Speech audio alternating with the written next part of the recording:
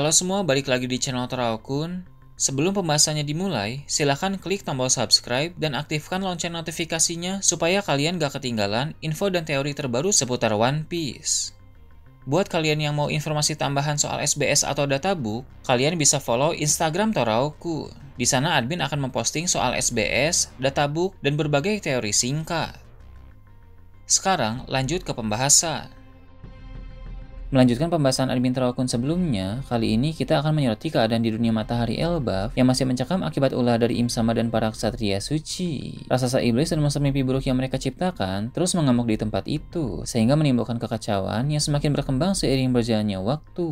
Tak hanya itu saja, anak-anak raksasa yang sebelumnya pingsan pun kini sudah dibuat berjalan sambil tidur lagi seperti semula. Hal tersebut membuat banyak raksasa dewasa menjadi panik termasuk Ripley. Dia tak tahu lagi apa yang harus dilakukan dalam situasi saat ini. Apalagi Gaban yang sangat bisa diandalkan pun masih berada di dunia bawah bersama dengan Luffy. Ripley pun mengingat kembali momen-momen beberapa waktu yang lalu ketika Elbaf masih dalam keadaan damai. Saat itu dia bisa mengajar dan beraktivitas dengan sangat tenang, sebab kondisi di negeri para raksasa tersebut benar-benar sangat kondusif tanpa ada masalah yang berarti. Perlu admin Toraokun ingatkan kembali bahwa Ripley ini adalah guru di sekolah Walrus, sehingga memang kegiatannya sehari-hari adalah di sekitar area sekolah Walrus. Tentu melihat keadaan sekolah Walrus saat ini menjadi medan pertempuran membuat Ripley menjadi sangat sedih. Selain sedih, Ripley pun sebenarnya lumayan terlihat kesal karena situasi yang damai di Pulau Elbaf selama beberapa tahun belakangan ini justru membuat para prajurit Elbaf terlena dengan kedamaian sesaat sampai-sampai menjadi kurang mengasah diri untuk sebuah pertempuran. Hasilnya, ketika ada masalah besar yang terjadi seperti sekarang, mereka dalam keadaan yang tidak siap. Dia pun bicara sendiri dengan berkata, jika nanti mereka bisa bertahan dari semua ini, maka pelatihan yang intens harus diterapkan di Pulau Elbaf lagi. Kedamaian tidak boleh membuat mereka lupa untuk terus menempa diri. Jadi kekacauan yang berlangsung sekarang ini pun bisa dianggap sebagai pengingat bagi bangsa Elbaf untuk lebih waspada dan terus mengasah kemampuan bertempur ke depannya nanti. Ketika Ripley masih panik, Franky dan Bonnie yang sedang bersamanya pun mencoba untuk membuat dia tenang. Meski begitu, mereka tentu tahu hal tersebut sangat sulit. Berhubung Cullen sebagai anak Ripley, nasibnya masih berada dalam bahaya. Sementara itu, mereka bertiga juga terus bertarung melawan para monster mimpi buruk sebisa mungkin untuk menghindari para raksasa iblis. Sebab para monster mimpi buruk di sana tidak terlalu sulit untuk dikalahkan oleh mereka. Sedangkan raksasa iblis terbilang sangat merepotkan.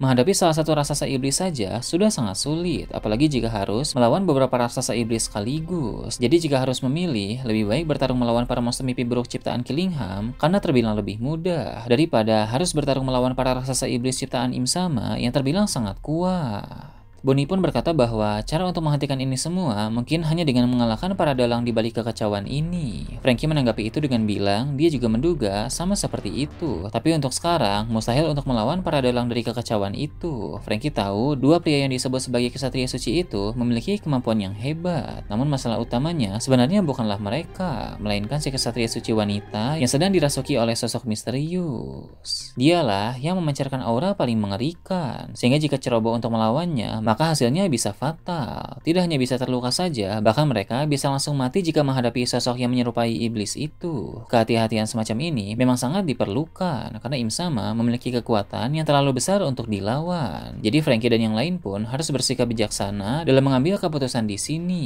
Bonnie pun bertanya, jadi apa solusi dari masalah yang terjadi sekarang ini? Franky bilang, untuk sekarang, satu-satunya hal yang bisa mereka lakukan adalah bertahan sampai Luffy datang ke dunia matahari. Sebagai kru bajak laut topi jerami, Franky tahu bahwa hanya Luffy saja yang mampu untuk mengatasi masalah sekarang ini. Sebab kaptennya itu adalah sosok yang sangat bisa diandalkan, bahkan untuk hal-hal yang sangat genting sekalipun. Bonnie setuju dengan perkataan Franky. Dia yakin Luffy akan kembali memakai kekuatan Nika dan menolong semua orang. Dari kecil, Bonnie selalu mengagumi sosok Nika melalui cerita-cerita dari Kuma, sehingga dia menaruh kepercayaan besar kepada Luffy yang bisa berubah menjadi sang dewa itu. Ripley lalu berkata, jika wujud putih Luffy memang berkaitan dengan Nika, maka Luffy akan menjadi tokoh kunci dalam menyelamatkan Elbaf dari kekacauan besar sekarang ini. Sebab para raksasa Elbaf dari dulu percaya bahwa sang dewa matahari itu akan menolong mereka dari berbagai berbagai bencana. Franky pun menanggapi dengan bilang dia sebenarnya belum terlalu mengerti soal mode baru Luffy yang berwarna putih itu. Tapi Franky hanya bisa bersyukur jika ternyata kekuatan tersebut berkaitan dengan hal penting yang bisa menolong Elbaf. Franky juga menambahkan dia pun menduga Luffy sendiri sebenarnya belum terlalu paham dengan kekuatan yang dia miliki. Dia berharap di Pulau Elbaf ini Luffy bisa lebih mengenal kekuatan sejatinya sebagai Dewa Matahari Nika dan menguasainya dengan semakin baik. Tentu kita semua juga mengharapkan hal yang sama. Luffy perlu untuk menguasai kekuatan Nika dengan semakin baik lagi karena ada banyak potensi yang luar biasa dari kekuatannya itu. Kemudian cerita berpindah ke dunia bawah, memperlihatkan Luffy, Loki, Gaban, Hajudin, Gear, dan juga Chopper. Di sana Gaban telah selesai menjelaskan kepada mereka soal potensi perang besar yang akan menimpa dunia. Menurutnya, kekacauan di Elbaf ini hanya pembuka untuk pertempuran yang jauh lebih besar. Loki pun tertawa karena bersemangat mendengar hal tersebut. Loki bilang ternyata ada hal menarik yang akan segera terjadi di dunia ini. Gaban pun segera menanggapi dengan berkata, sama sekali tidak ada yang menarik dari perang besar tersebut. Justru itu adalah musibah yang sangat mengerikan. Dulu walau dia sudah melalui berbagai hal dengan bajak laut Roger, tapi tetap saja merasa ngeri jika mengetahui tentang ramalan soal perang besar yang akan datang itu. Sebab perang tersebut akan sangat dahsyat, bahkan berpotensi melampaui perang besar pada dunia pertama dan juga dunia kedua. Gaban lalu menambahkan, jika membahas soal hal menarik, yang menarik justru bukan soal perangnya, melainkan keadaan dunia setelah perang tersebut berakhir nanti. Menurut Gaban, setelah perang besar tersebut berakhir, jika yang menang adalah pihak yang benar, maka dunia akan menjadi lebih baik lagi, karena pemerintah dunia hancur dan para Tenryubito lengser dari tahta mereka. Namun jika ternyata yang menang adalah pihak yang salah, justru dunia akan menjadi jauh lebih buruk daripada sekarang ini. Luffy pun bilang bahwa dia harus menjadi semakin kuat untuk menghadapi perang tersebut. Gaban setuju dengan perkataan Luffy. Sang tangan kiri Raja Bajak Laut Roger itu juga berkata, kekacauan yang sedang terjadi di Elbaf sekarang ini bisa menjadi kesempatan bagus bagi Luffy untuk semakin berkembang. Dalam menghadapi para musuh di atas nanti, Luffy tidak boleh hanya sekadar bertarung saja, tapi Luffy juga harus berusaha untuk semakin memahami dan mengembangkan kekuatan-kekuatan yang dia miliki, baik itu dari segi buah iblis maupun kemampuan haki. Luffy pun tertawa dan bilang kepada Gaban untuk tenang saja, sebab Luffy terbiasa menjadi lebih kuat dalam pertarungan langsung. Apalagi jika lawannya jauh lebih kuat darinya, maka Luffy akan berkembang menjadi jauh semakin kuat lagi.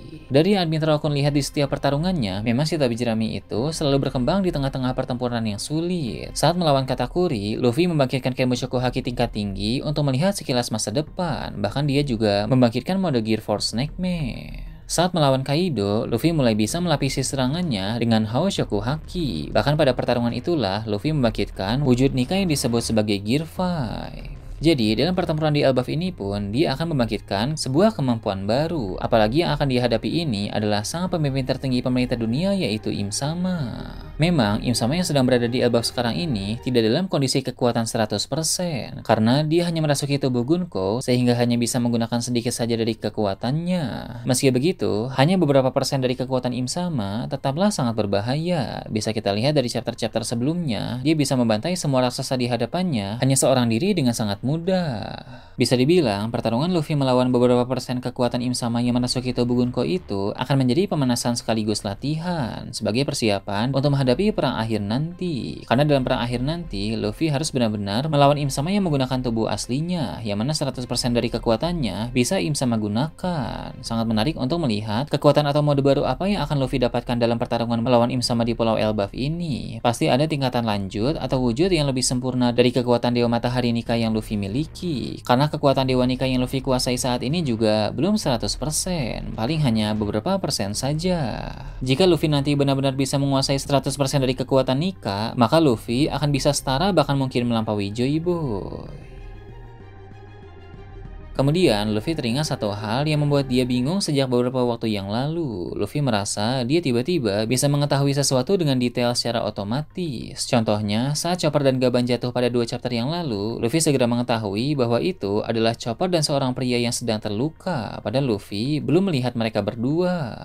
Lalu, ketika Chopper masih menjelaskan situasi terbaru dari perkembangan di dunia matahari, Luffy langsung bisa memahami itu semua. Luffy lalu bertanya kepada Gaban, apakah itu adalah peningkatan Kenbunchaku Haki? Gaban pun menjawab dengan bilang bahwa ada dua kemungkinan. Kemungkinan pertama, itu memang bagian dari peningkatan Kenbunchaku Haki, dan kemungkinan kedua, itu adalah sesuatu yang lebih istimewa lagi, yakni kemampuan The Voice of All Things, atau bisa dibilang, kemampuan untuk mendengar segala sesuatu. Menurut Gaban, dulu Roger juga memiliki kemampuan tersebut. Hal ini memang sudah kita ketahui sejak lama, karena pernah diperlihatkan dalam kilas balik Oden yang sedang berpetualang bersama bajak laut Roger. Gaban pun menambahkan, jika memang Luffy memilikinya, maka Luffy harus mencoba memahami dan menguasai kemampuan tersebut, karena The Face of All Things bisa memberikan banyak manfaat yang akan berguna dalam berbagai keadaan, asal Luffy tahu cara untuk memanfaatkannya.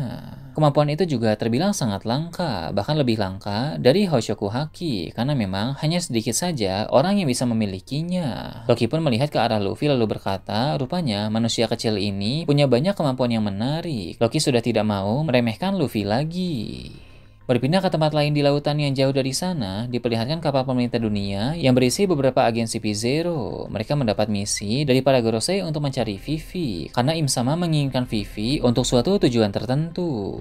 Beberapa waktu yang lalu, para agen itu telah menerima informasi bahwa Vivi sedang berada bersama dengan Morgans di kantor koran World Economic. Mereka pun sudah menghubungi Morgans untuk bernegosiasi agar menyerahkan sang putri itu, tapi Morgans menolak tawaran itu. Belum jelas apa alasan dibalik penolakan Morgans. Mungkin saja dia merasa akan lebih menguntungkan bila Vivi tetap bersamanya untuk sementara waktu daripada menyerahkannya sekarang kepada pihak pemerintah dunia. Morgans tentu punya perhitungan tersendiri yang dia anggap lebih baik. Jadi sekarang para agen CP0 itu harus bergerak untuk mencari keberadaan kantor koran milik Morgans. Itu tentu bukan hal yang mudah, sebab kantor itu selalu bergerak dari satu tempat ke tempat lain, mengingat kantor tersebut berlokasi di balon udara. Ketika mereka sedang melakukan pencarian, tiba-tiba di tengah laut, mereka bertemu dengan suatu armada yang besar. Armada itu milik Orlombus, Kapten Divisi ke-7 dalam armada besar bajak laut topi jerami. Tak hanya Orlombus saja, ada pula kapal Sai sang komandan ketiga dan kapal Ideo sang komandan divisi keempat. Rupanya mereka telah bertemu dan bergerak bersama untuk sementara waktu. Tampaknya setelah peristiwa yang menimpa Bartolomeo, para armada besar bajak laut topi jerami itu lebih berhati-hati karena mengira mereka akan menjadi target selanjutnya. Padahal sebenarnya Shanks tidak akan memburu mereka semua. Penyerangan bajak laut Akagami terhadap Bartolomeo beberapa waktu yang lalu terjadi hanya untuk memberi pelajaran karena sudah membakar bendera bajak laut Akagami. Shanks sama sekali tidak berniat untuk menyerang para armada besar bajak laut topi jerami yang lain. Lagi pula, sekarang juga Shanks sedang sibuk bertarung melawan Kurohige. Jadi dia tidak akan mungkin memiliki niat untuk memburu armada besar bajak laut topi jerami yang lain. Kembali menyoroti area lautan tadi, ketika sedang berlayar bersama, Orlombus, Sai, dan Ideo malah bertemu dengan kapal pemerintah dunia yang berisi agen CP0. Mereka pun salah paham dengan mengira para agen CP0 tersebut hendak memburu Sai, sebab pada referee yang lalu, Sai dan Leo sempat menyerang Saint Carlos yang merupakan salah satu Tenryubito, sehingga keduanya pasti sedang sangat diburu. Padahal, para agen CP0 di hadapan mereka itu sekarang sebenarnya sedang bergerak untuk mencari Vivi. Jadi bisa dibilang, ini adalah pertemuan yang tidak disengaja. Tapi meski begitu, dalam situasi tersebut, pertarungan tidak akan terhindarkan. Orlombus, Sai, dan Ideo akan bertarung melawan para agen CP0. Nah itu tadi berbagai hal menarik pada pembahasan channel Turaokun kali ini. Gimana menurut kalian? Silahkan tulis di kolom komentar di bawah. Oke, segitu aja untuk pembahasan kali ini. Jangan lupa like, share, dan subscribe untuk video menarik selanjutnya. Gue Turaokun, Shambles.